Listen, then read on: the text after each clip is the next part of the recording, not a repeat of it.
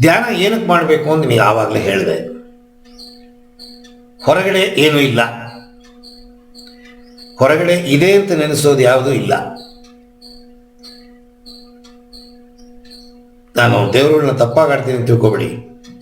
ತಿರುಪತಿ ತಿಮ್ಮಪ್ಪನ ಹತ್ರ ಎಲ್ಲ ಹೋಗ್ತಾರೆ, ಕೋಟಿಗಟ್ಟಲೆ ಸುರಿತಾರೆ ದುಡ್ಡು. ಏನೋ ಒಂದು ನಂಬಿಕೆ ಅವರಿಗೆ ನಡೆಯುತ್ತೆ, ವಿಚಾರಗಳು. ಮಕ್ಕಳು ಹುಟ್ಟುತ್ತೆ, ಆಸ್ತಿ ಬರುತ್ತೆ, ಕೋಟಿಗಟ್ಟಲೆ ತಗೊಂಡೋಗಿ ಹುಂಡಿಗೆ ಹಾಕ್ತಾರೆ. ದೇವರು ಇದ್ದಾನ ಇಲ್ಲ ಅಂತ ನಾನು ಹೇಳಕ್ಕೆ ಬಂದಿಲ್ಲ. ನಮ್ಮ ಜೀವನದಲ್ಲಿ ನಡೆಯುವ ಘಟನೆಗಳಿಟ್ಕೊಂಡು ನಮಗೆ ಸಮಾಧಾನ ಆಗುತ್ತೆ. ಭಗವಂತ ಇದ್ದಾನ, ಭಗವಂತನಿಂದ ನಡೀತಿದೆ. ಅದರ ಸತ್ಯವೇನು? ನನ್ನಲ್ಲೇ ಇದ್ದಾನ ಭಗವಂತ. ನನಗೆ ಅರಿವಿಲ್ಲ, ಜ್ಞಾನವಿಲ್ಲ, ನನಗೆ ಸರಿಯಾಗಿ ದಾರಿ ತೋರಿಸೋದಿಲ್ಲ. ದೇವಸ್ಥಾನಕ್ಕೆ ಹೋಗಿ ಆ ಪ್ರತಿಮೆಯನ್ನು ನೋಡಿ ಕೈ ಮುಗಿತೀನಿ. ನನ್ನ ಮೇಲೆ ನನಗೆ ನಂಬಿಕೆ ಇಲ್ಲ. ಹೊರಗಿರೋ ವಸ್ತು ಮೇಲೆ ಮನಸ್ಸನ್ನು ಹಾಕ್ತೀನಿ. ನ್ಯಾಯವಾದ ಮನಸ್ಸ ಇಲ್ಲ. ನನಗೆ ಮದುವೆ ಆಗಲಿ, ನನ್ನ ಸಂಬಳ ಜಾಸ್ತಿ ಆಗಲಿ, BMW ಕಾರ್ ನನಗೆ ಬೇಕು, ನಮ್ಮನೆ ಪಕ್ಕದ ಹೆಂಗಸು ಚೆನ್ನಾಗಿದ್ದಾಳೆ ಅವಳು ಬೇಕು. ದೇವರು ಬ್ರೋಕರ್ ಆಗ್ಬಿಟ್ಟ ನೋಡಿ. ಪಕ್ಕದ ಮನೆ ಹೆಂಗಸನ್ನ ಇವನ್ ಪಡಿಯಾಕೆ ದೇವ್ರ ಹತ್ರ ಬೇಡ್ತಾವ. ಅಯ್ಯೋ ನನ್ನ ಪಕ್ಕದ ಮನೆ ಹೆಂಗಸನ್ನ ಹೆಂಗಾರು ಪಡೆಯ. ಏನೇನು ದೇವ್ರ ಹತ್ರ ಕೇಳೋದು ಅಂತಲೇ ಇಲ್ಲ. ಅದರ ಲಾ ಆಫ್ ಅಟ್ರಾಕ್ಷನ್ ಹೇಳುತ್ತೆ. ಏನು ಹೇಳುತ್ತೆ? ನೀ ಏನು ಬಯಸ್ತೀವೋ ಸಿಗುತ್ತೆ. ಹೇಗೆ? ನಿನ್ನೊಳಗೆ ದೇವರಿದ್ದಾನ. ಗೊತ್ತೇ ಇಲ್ವೇ? ಲಾ ಆಫ್ ಅಟ್ರಾಕ್ಷನ್ನು ಆಧ್ಯಾತ್ಮನೇ.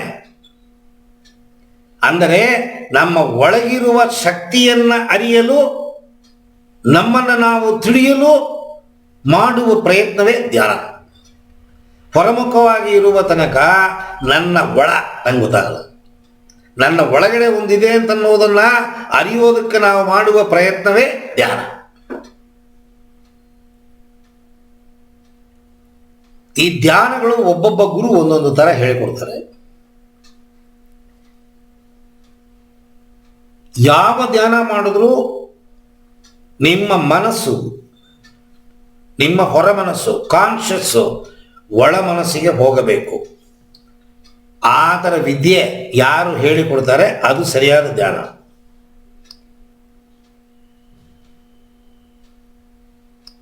ಮನೆಯಲ್ಲಿ ಹೆಂಗಸರು ಅಡಿಗೆ ಮಾಡ್ತಾರೆ, ಅದು ಒಂದು ಧ್ಯಾನ. ಆಫೀಸಲ್ಲಿ ನಾವು ಕೆಲಸ ಮಾಡ್ತೀವಿ, ಅದು ಒಂದು ಧ್ಯಾನ. ಕಾರ್ ಬಿಡ್ತೀವಿ ರಸ್ತೆಯಲ್ಲಿ, ಅದು ಒಂದು ಧ್ಯಾನ. ಪುಸ್ತಕ ಓದ್ತೀವಿ, ಅದು ಒಂದು ಧ್ಯಾನ. ಟಿವಿನಲ್ಲಿ ಸೀರಿಯಲ್ ನೋಡ್ತೀವಿ, ಅದು ಒಂದು ಧ್ಯಾನ. ನಮ್ಮ ವೇದಮೂರ್ತಿಯವರು ಹೇಳಿದ್ರು ಏಕಾಗ್ರತೆ ಅಂತ. ಎಲ್ಲಿ ನಿಮಗೆ ಏಕಾಗ್ರತೆ ಸಿಗತ್ತೆ ಅದು ನಿಮ್ಮನ್ನು ಧ್ಯಾನಕ್ಕೆ ಕರ್ಕೊಂಡು ಹೋಗುತ್ತೆ. ಹೇಗೆ ಸೀರಿಯಲ್ ನೋಡೋದು ಧ್ಯಾನ? ಇವಳು ಕೂತ್ಕೊಂಡು ಸೀರಿಯಲ್ ನೋಡ್ತಾ ಇದ್ರೆ ಕಳ್ಳ ಮನೆ ಒಳಗಡೆ ನುಗ್ಗಿ ಬೀರೋ ತೆಗೆದು ಎಲ್ಲ ದೋಚ್ಕೊಂಡು ಹೋಗೋ ತನಕ ಇವಳು ನೋಡ್ತಾ ಇರ್ತಾಳೆ. ಧ್ಯಾನ ಐಕ್ಯ. ನಮ್ಮ ವೇದಮೂರ್ತಿಯವರು ಹೇಳಿದ್ರಲ್ಲ, ಐಕ್ಯ. ಕಾರಲ್ಲಿ ಕೂತ್ಕೊಂಡು ಕಾರ್ ಬಿಡ್ತೀವಿ, ಡೆಸ್ಟಿನೇಷನ್ ತಲುಪಿತು ಅಂದ್ರೆ ಧ್ಯಾನ. ಎಡವಟ್ಟ ಎಲ್ಲ ರೇಖಾಮುಖ ಸಿಗಾಕೊಂಡಿವಿ, ಮುಗೀತು, ಧ್ಯಾನವಲ್ಲ ಅದು.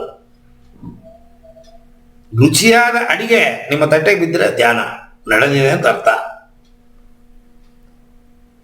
ಆದರೆ ಧ್ಯಾನದ ಎಂಡ್ ಪ್ರಾಡಕ್ಟ್ ಏನು ಅಂತ ಅನ್ನೋದು ಇಂಪಾರ್ಟೆಂಟು. ನಾವು ಮಾಡುವ ಕೆಲಸ ಎಲ್ಲ ಧ್ಯಾನವೇ. ಎಂಡ್ ಪ್ರಾಡಕ್ಟು ಆಧ್ಯಾತ್ಮದಲ್ಲಿ ಭಗವಂತ. ಇಲ್ಲಿ ಸಾಂಬಾರು ಮಾಡುವಾಗ ಸಾಂಬಾರು ಸಿಗತ್ತೆ, ಕಾರಲ್ಲಿ ಕಾರ್ ಬಿಡುವಾಗ ಡೆಸ್ಟಿನೇಷನ್ ಸಿಗತ್ತೆ. ಏನೋ ಒಂದು ಸಿಗತ್ತೆ, ಆದರೆ ಏನೋ ಒಂದು ಸಿಗೋದಲ್ಲ ಧ್ಯಾನ. ಆಧ್ಯಾತ್ಮದಲ್ಲಿ ಭಗವಂತ ಸಿಗಬೇಕು ನಿಮಗೆ. ಅದರ ಸಲುವಾಗಿ ನಾವು ಮಾಡುವ ಪ್ರಯತ್ನವೇ ಧ್ಯಾನದ ಪ್ರಯತ್ನ.